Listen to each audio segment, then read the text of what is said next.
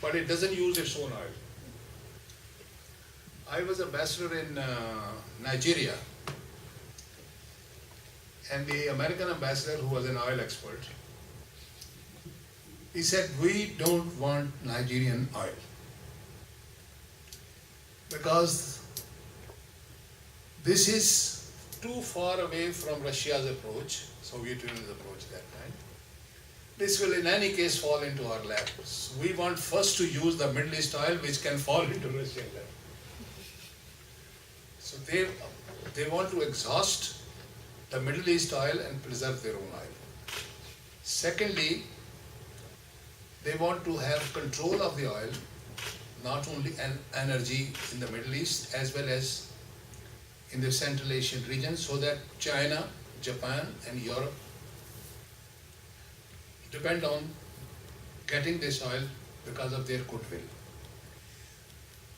And they don't want either Europe or Japan, which were their allies, or China to have independent sources of energy without their control. In 1973, when the Arabs first used oil as a weapon,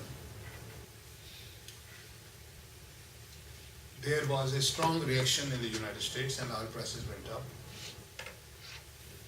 Mr. Clausewitz, who later became Assistant Defense Secretary and who became the World Bank President, in 75 wrote an article. The long-term solution is to control the oil resources of Iraq and Saudi Arabia. He is one of the 50 neocons, and he advocated in 75.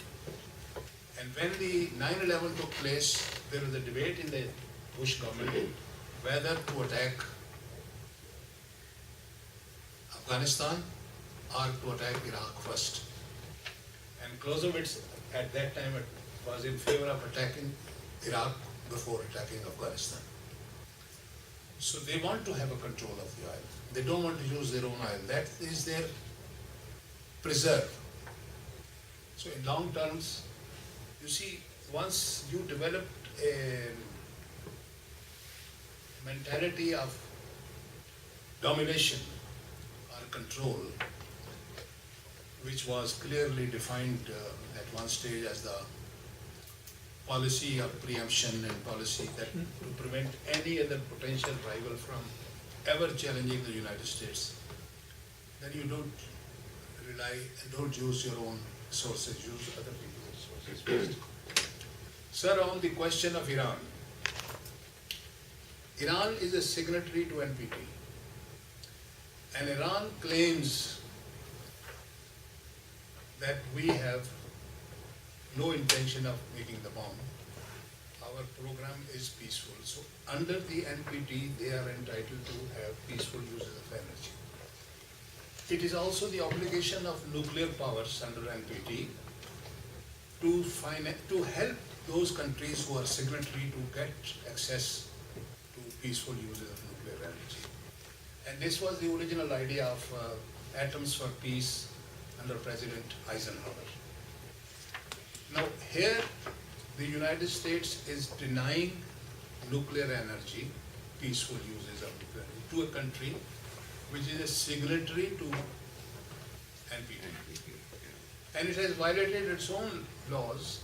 India is not a signatory to NPT, and it has also demonstrated its nuclear capability, and yet they have signed this. So, as far as non-proliferation is concerned, the United States policy is discriminatory. There are 5 recognized nuclear power under the NPT who demonstrated before October 67, and there are now 2 demonstrated nuclear powers, Pakistan, which are not recognized. But there is one nuclear power which is not even talked about.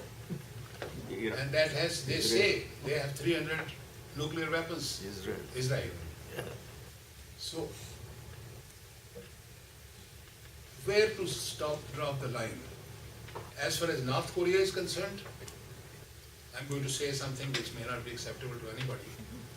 I'm saying that Iraq was attacked on the pretext of weapons of mass destruction when the UN Commission certified that they did not have it.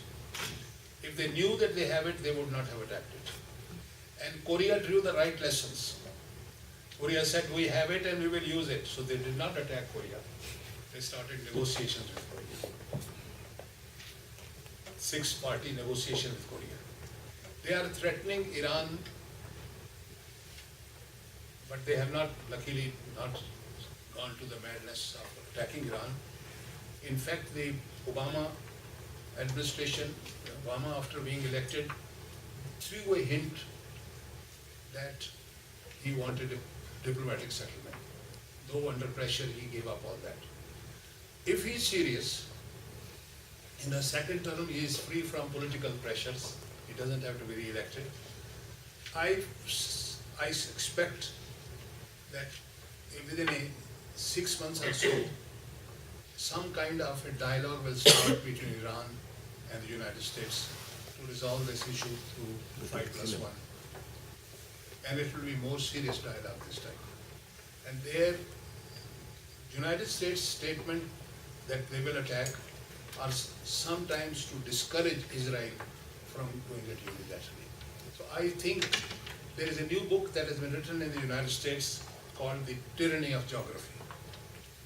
The Tyranny of Geography, the author has proclaimed, and he was on television a few days ago, saying that the only real countries in the Middle East are Iran and Turkey. And the Arabs are artificially drawn lines. So United States should reorient its policy by having a new relationship with the only two real countries which have a history and a past, Iran and Turkey, although they don't have a good relations among themselves at present. So I think thinking is changing on this issue, and I don't expect a conflict between US and Iran. It never can. But some improvement between US and Iran. In 1999 August, the United States prepared a report called 2025. And in that also they projected that by 2025, United States principal alliance in the region would probably be with Iran and not with the Arabs. So their thinking is changing. As far as North Korea is concerned, it's a unique maverick country, and it's going to, I think, remain on that line for quite some time.